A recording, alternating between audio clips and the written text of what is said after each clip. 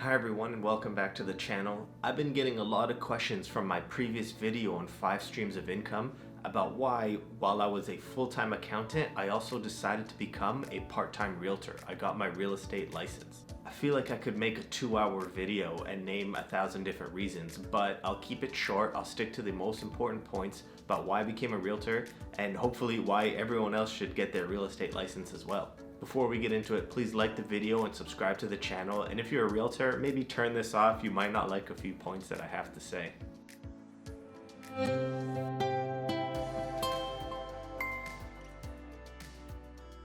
First point, it is very easy to get your realtor license. The barrier to entry into the real estate industry is very low.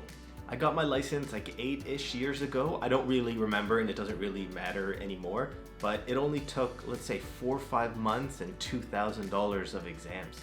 Back then, you only needed to pass 3 exams to get your realtor license. They increased it a few years later to 6 exams, I believe, and then they scrapped that all together, and now it's a part-time course at Humber College. I'm not sure how to become a realtor, to be honest. I can look into it, but right now for this video, it doesn't really matter. Back to my main point, the barriers to entry are extremely low. If it took 2 years, 3 years, 4 years, there's no way I would have even contemplated it. But with just a few months, I felt like it was a no-brainer. Why do you think there are over 50,000 realtors in Ontario alone? It could be even higher now. That number was just from a few years ago. I even knew a few realtors who got their real estate license for fun. They're part-time agents. They got it just to buy and sell their own house, and then they park their license until they decide to use it again. I guess it's a joke, really. Second point, and I feel like realtors are gonna get really mad at this one, the job is actually really easy. I'll admit, finding clients in the beginning when you have little to no experience is a little tough, but if you have a big family, you could just guilt them into using you. I've spoken to a few people who are like, oh, my cousin's UPS driver is an agent, so I'm just gonna go with him, which is fine, I guess. Or if you have a big group of friends, you just threaten that if they use a different agent, you'll find their new house and set it on fire. Just kidding, but not really. Back to my main point about the job being easy, I've seen agents put little to no effort into selling a house, like sideways pictures, poor lighting in the pictures, no lighting at all, like they forget to turn the lights on, no decluttering, no cleanup at all. The house will sell in a few days and the agent looks like a hero. Right now with the seller's market, I've seen agents put zero effort. They just list the price low, get multiple offers, and then act like they're the best realtor ever. It's pretty easy. On the flip side, on the buyer side, you're subject to bidding wars a lot of the time. But if you have a rich client, bidding wars are a joke. One of my clients told me to get this house for my wife at any cost, which was awesome. They fell in love with the house, they got super emotional. I tried to tell them to be reasonable, let's get this at like a reasonable price. They said no, so I had pretty much free reign to bid whatever I wanted to get this house in Midtown Toronto. And of course we won, of course we got the house. Third point, this one is a little similar to the second point. It's the different sides of the same coin. Second point was the job was really easy. My third point is making money is really easy. The amount of money you can make as a realtor on a purchase or sale is insane. Not leases, leases suck. I'd probably have to do about 40 leases to make the same amount of money of commission that I make in one sale or purchase, but that's besides the point.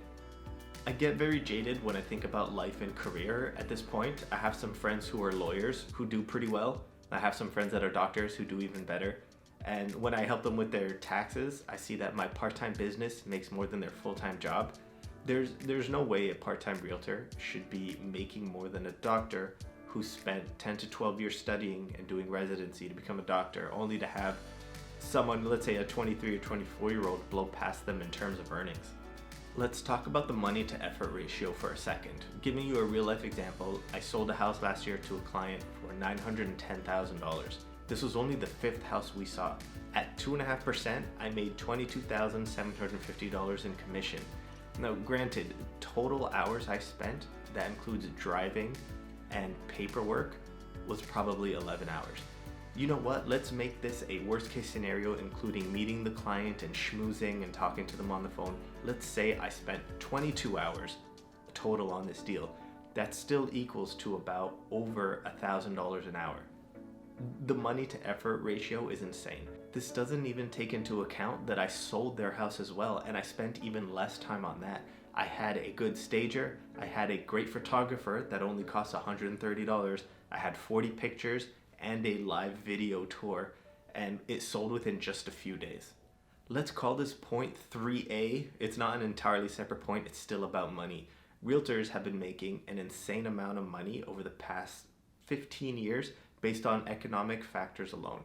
These are external factors not related to the job, so not putting in more effort and not doing a better job. What do I mean by this? Of course, I'm going to give you a real life example. I bought a house for a client for $477,000. Great. 3 years later, we sold that house, zero work, zero renovations, for $757,000. 2 years later, the buyers that I sold it to contacted me to sell their house again. We sold it for $949,900. And this is me doing the same work for the same house, and I made 1.5 times and 2 times as much as I had previously for the same effort. Now granted, Toronto has been living in a dream world for the past 15 years, just because everyone's making more money based on everything increasing, but this could obviously work in the opposite direction. It can hurt you in the opposite direction. If houses are crashing, you could be doing the same work for the same house and earning 50% less, but we're not at the situation yet, and we'll cross that bridge when we get there, I guess. Fourth point, buying and selling my own houses just got at least 2.5% cheaper. It's a secret advantage agents have over non-agents when buying and selling their own houses. Or if I wanted to flip a house, I'm saving 2.5% on the buy and sell side, so flipping a house just became more financially viable for myself.